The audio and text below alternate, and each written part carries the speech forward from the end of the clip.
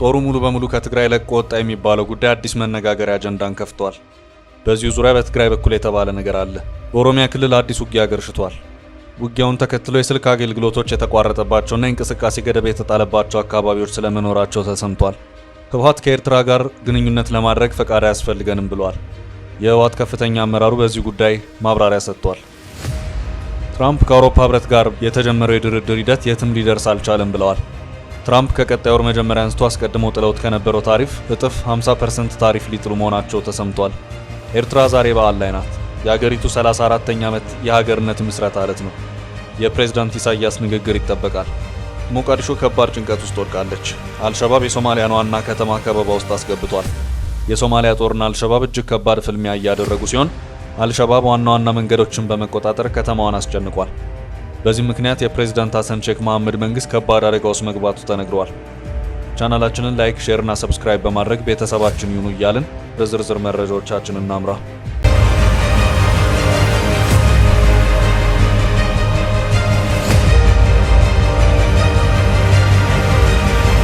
ጦሩ ከትግራይ ነቅሎ ወጣ።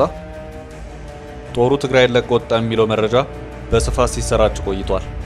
በዚህ ጉዳይ ራሴን ማጣራት አድርጌያለሁ ያለው ድምጽ ወያኔ ደግሞ ያለው ነገር አለ። ይኸው መረጃ በኤርትራ ጦር ቁጥጥር ስር ያሉትን ዛላምበሳን፣ ኢሮብን እና ጉሎ መከዳን አካባቢዎች የሚመለከት ነው። ከነዚህ ግጭቶችና የኤርትራ ጦር እንቅስቃሴ ጋር በተያያዘ መረጃዎች በስፋት ሲሰራጩ ከርመዋል።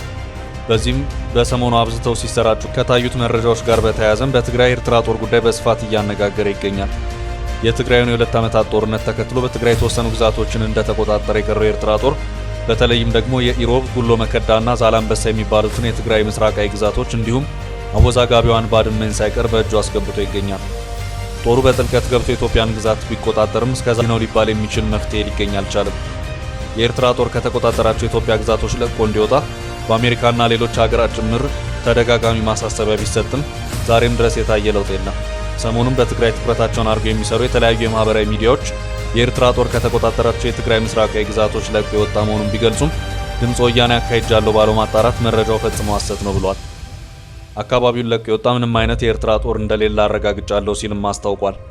የተሰራጩት መረጃዎች የኤርትራ ጦር ከኢሮብ፣ ጉሎ መከዳ፣ ዛላምበሳና ሌሎች አካባቢዎች ለቆ እንደወጣ ተደርጎ የሚያመላክቱ መሆናቸውን ተረድቻለሁ ያለው ድምጽ ወያኔ መረጃው ሐሰትና ያልተረጋገጠ ነው፣ የኤርትራ ጦር ለቋቸው ወጣ በተባሉት አካባቢዎች ያለው ቁጥጥር ከቀደመው ጊዜ የተለየ አይደለም ሲል አስታውቋል። ጦሩ በተቆጣጠራቸው አካባቢዎች ኬላዎችን ሳይቀር ያቋቋመ ሲሆን ከሰሞኑ የወጡት መረጃዎች ደግሞ እነዚሁ ኬላዎች እንዲከፈቱ የተደረጉ መሆኑን ነው። ኬላዎቹ የተከፈቱት በኤርትራ ጦር አማካይነት መሆኑ ታውቋል።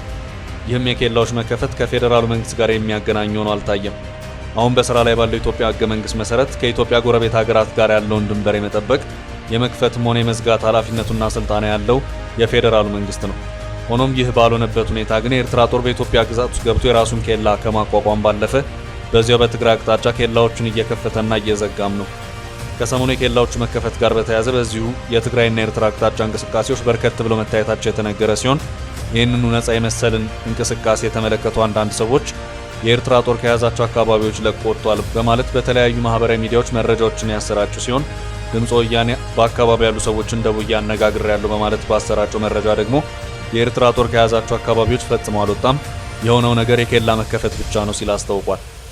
ከኢትዮ ኤርትራ የ1990ዎቹ የድንበር ጦርነት ጋር በተያያዘ የሁለቱ ሀገራት ድንበር ለ2 አስርት ዓመታት ጊዜያት ያህል ተዘግቶ የቆየ ሲሆን መልሶ እንዲከፈት የተደረገው የጠቅላይ ሚኒስትር አብይ አህመድ ወደ ስልጣን መምጣትን ተከትሎ ነው። በመጨረሻም የትግራይ ጦርነት ከመፈንዳቱ ጥቂት ቀደም ብሎ ድንበሩ መልሶ የተዘጋ ሲሆን አሁን ደግሞ ኬላዎች እንዲከፈቱ መደረጉን የድምጽ ወያኔ ዘገባ አመልክቷል። የፌዴራሉ መንግስት እየተቆጣጠራቸው ባልሆኑት እነዚህ የኢትዮ ኤርትራ የድንበር አካባቢዎች በእርግጥ እየተከናወነ ያለው ምንድነው የሚለው ጉዳይ አሁንም በበርካቶች ጥያቄ ሆኖ እየተነሳ ነው። የቀድሞ የትግራይ ጊዜያዊ አስተዳደር አቶ ጌታቸው ረዳ በአካባቢው ህገወጥ የወርቅ ንግድ፣ የሰዎች ዝውውርና አፈናም ጭምር የተስፋፋ መሆኑን ገልጸው የነበረም መሆኑ የሚታወስ ነው። በአሁኑ ሰዓት ምንም ከማለት ተቆጥበው ድምጻቸውን ያጠፉት የቀድሞ የትግራይ ጊዜያዊ አስተዳደሩ የአቶ ጌታቸው ምክትል ጀነራል ጻድቃን ገብረትንሳኤም ከትግራይ የሚወጣው ወርቅ በህገወጥ መልኩ ወደ ኤርትራ የሚጓጓዝ መሆኑን ገልጸው ነበር። ሆኖም የኤርትራ ማስታወቂያ ሚኒስትር የማነ ገብረ መስቀል ለዚሁ የጀነራል ጻድቃን መረጃ የቁጣ ምላሽን የሰጡበት ሁኔታ ታይቷል። በኢትዮጵያ ህገ መንግስት መሰረት የፌዴራል መንግስት የማይቆጣጠረው የኤርትራና የትግራይ ኃይሎች ግንኙነት በመጨረሻ አደጋ ሊያስከትል ይችላል የሚሉ ስጋቶች ደጋግመው እየተደመጡ ይገኛሉ። አቶ ጌታቸው ረዳን በመተካት የትግራይ ጊዜያዊ አስተዳደር ፕሬዝዳንት የሆኑት ሌተናል ጀነራል ጻድቃን ገብረትንሳኤ በአዲስ አበባ ስልጣን ርክክብ ሲያደርጉ የትግራይ ክልል አካታች ጊዜያዊ አስተዳደር የተልዕኮ አፈጻጸም የቃል ኪዳን ሰነድ የሚል ባለ 10 ነጥብ ሰነድን እንዲፈርሙ ተደርገዋል። በዚሁ ሰነድ 5ኛው ቁጥር ላይ ከህገ መንግስታዊና ህጋዊ ስርዓት ከሀገር ሉዓላዊነትና ከፕሪቶሪያው ስምምነት ያፈነገጡ ግንኙነትና እንቅስቃሴዎች እንዲቆም ማድረግ የሚለው ይገኝበታል። ይህም ቀደም ብሎ ከኤርትራ ጋር ተፈጥሯል የሚባለውን ከፌዴራሉ መንግስት እውቅና ውጭ የሆነውን የትግራይ ኃይሎች ግንኙነት የሚመለከት መሆኑን አመላካች ነው ሲባልም ቆይቷል። የኦሮሚያው አዲስ ውጊያ። በኦሮሚያ ክልል አዲስ ውጊያ ያገረሸ መሆኑን የሚያመለክት አንድ መረጃ ወጥቷል። ከዚሁ ጋር በተያያዘም የስልክ አገልግሎቶች የተቋረጠባቸው አካባቢዎች ስለመኖራቸው ተሰምቷል። በኦሮሚያ ክልል ሆሮ ጉድሩ ወለጋ ዞን በአቤ ደንጎሮ፣ አሙሩ፣ ጃርደጋ ጃርቴና ሆሮ ቡሉቅ ወረዳዎች የኔትወርክ አገልግሎት ከሐሙስ ግንቦት 14 ቀን 2016 ዓ.ም ጀምሮ ሙሉ ለሙሉ መቋረጡን ዋዜማ በትላንትናው ዕለት ባሰራጨው ዘገባ አመልክቷል። በወረዳዎቹ ኔትወርክ የተቋረጠው መንግስት ከሰሞኑ በኦሮሞ ነጻነት ሰራዊት ላይ ልዩ የማጥቃት ዘመቻ ለማድረግ ማቀዱን ተከትሎ እንደሆነ ምንጮቼ ገልጸውልኛል ሲል ዘገባው ጠቁሟል። ሰሞኑን በርካታ የመከላከያ ሰራዊት አባላት ወደ ወረዳዎቹ እንደገቡና ይህንኑ ተከትሎ በተሽከርካሪዎችና በሰዎች ላይ የተጣሉ ገደቦች ይበልጥ ጠብቀው ከምሽት 1 ሰዓት በኋላ እንቅስቃሴ እንደተከተለ ነዋሪዎች ተናግረዋል። በተመሳሳይ በምስራቅ አርሲ ዞን ሲርካ ወረዳ ሰሞኑን በመንግስት ኃይሎችና በኦሮሞ ነጻነት ሰራዊት መካከል ከፍተኛ ግጭት እየተካሄደ መሆኑን ለማወቅ ተችሏል። በተለይ በሶጂ ሳዴ ቀበሌ ሐሙስ ንጋት ላይ ከፍተኛ የተኩስ ልውውጥ ሲደረግ እንደነበር ነዋሪዎች ለዋዜማ ተናግረዋል። በመርቲ ወረዳ ደንበቃ ቀበሌም በተመሳሳይ ሐሙስ ሌሊት ቡድኑ የመንግስት የጸጥታ ኃይሎች በሰፈሩበት ቦታ ላይ ድንገተኛ ጥቃት እንደፈጸመና ይህንኑ ተከትሎ ውጥረት እንደሰፈነ የአካባቢው ነዋሪዎች ገልጸዋል። በኦሮሚያ ክልል የውጊያዎች መረጃ የተሰማው የድርድር ሂደቱ እንዲቀጥል አሜሪካ በይፋ መግለጫ በጠየቀችበት ነው። በትላንትናው ዕለት የኦሮሞ ነጻነት ሰራዊት የኦሮሚያው ግጭት እንዲያበቃ የሰላም ድርድሩን እንዲቀጥል በትጥቅ ትግል ስም የሚካሄድ ህገወጥነት እንዲያበቃ አምባሳደሩ እርቪን ማሲንጋ ጠይቀዋል።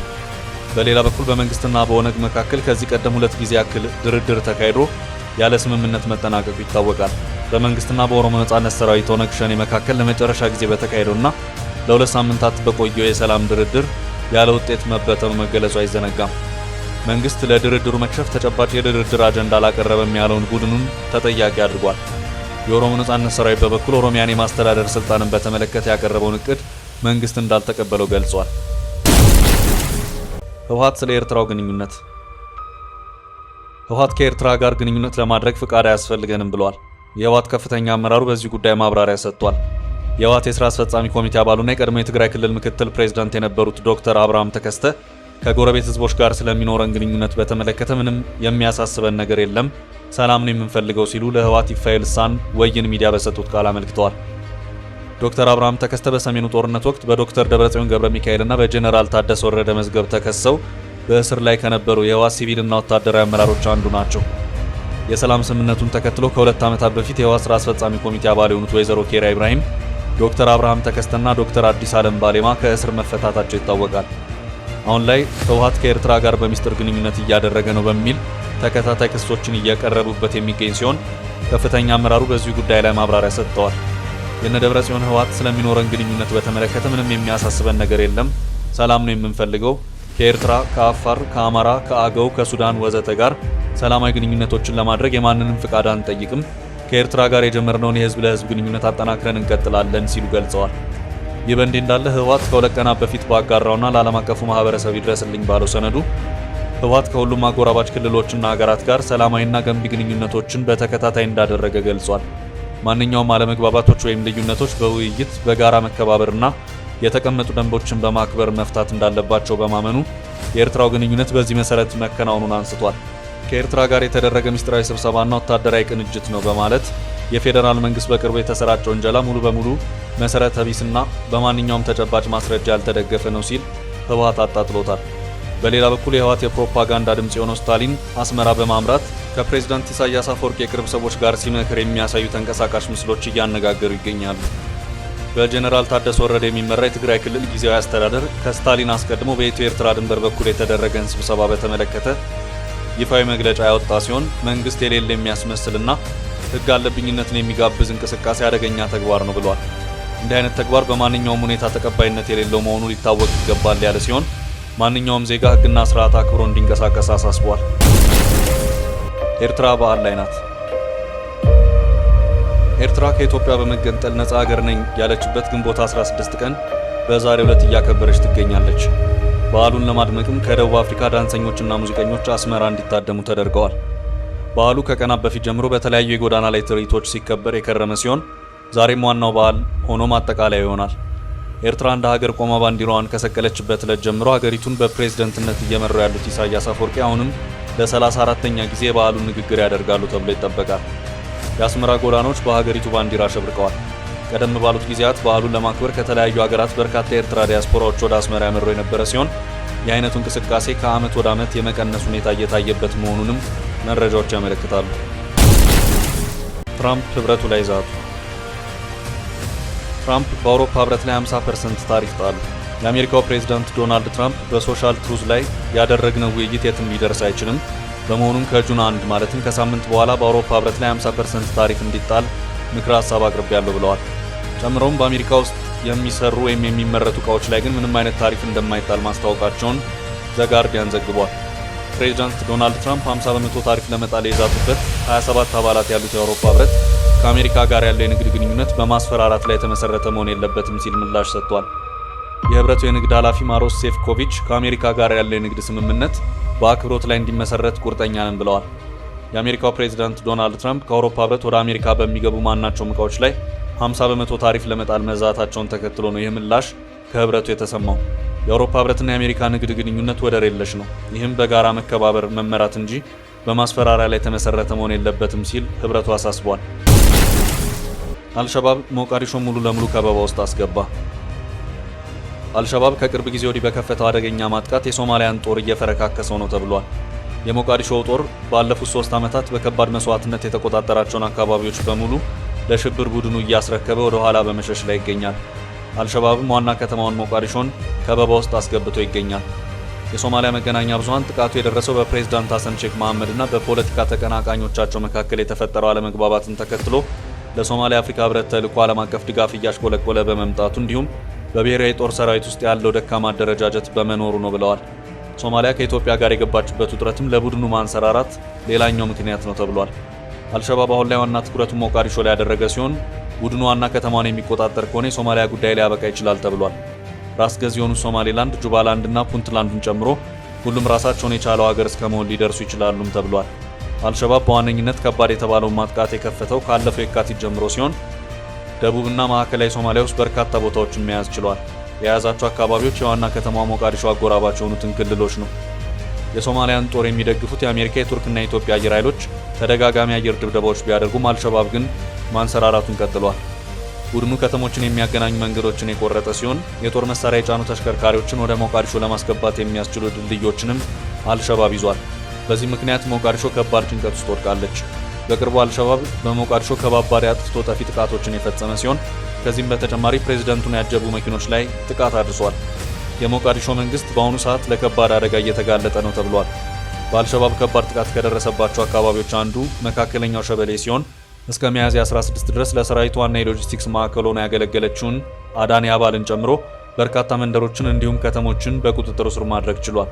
አልሸባብን ለመዋጋት ይረዳል የተባለው የአፍሪካ ህብረት ተልዕኮ በገንዘብ እጥረትና ወሳኝ በሆነ የሽግግር ወቅት ፖለቲካ አለመግባባት ቅርቃር ውስጥ ገብቷል። በሶማሊያ የጎሳ ግጭቶችም አገርሽተዋል። ፕሬዝዳንቱ ስልጣን እንዲለቁም እየተጠየቁ ነው። ይህም የሶማሊያን ችግር ያባብስ ካልሆነ በስተቀር መፍትሄ ያመጣል ተብሎ አይታሰብም። ሶማሊያ ከፊቷ መሪዋን ለመምረጥ የያዘችው የምርጫ ቀጠሮም እየደረሰ ነው። በአሁኑ ሰዓት አልሸባብ ሞቃዲሾን ለመያዝ ጥቃቱን እንደቀጠለ ነው። አልሸባብም መካከለኛው ሸበሌን ከሞቃዲሾና ከመካከለኛው ሶማሌ ክልሎች ጋር የሚያገናኙትን በርካታ መንገዶች ቆርጧል።